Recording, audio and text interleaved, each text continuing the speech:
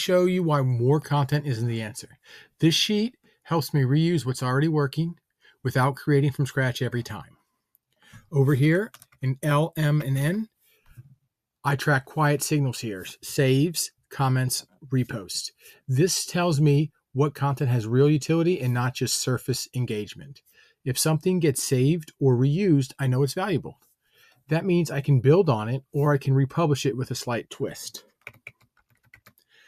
Over here in column Q, I use this filter to find my best performing posts, the ones worth repeating.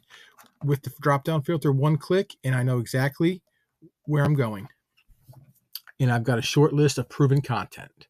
Instead of chasing volume, I work from evidence. That's how this system scales without burnout. Thanks for watching.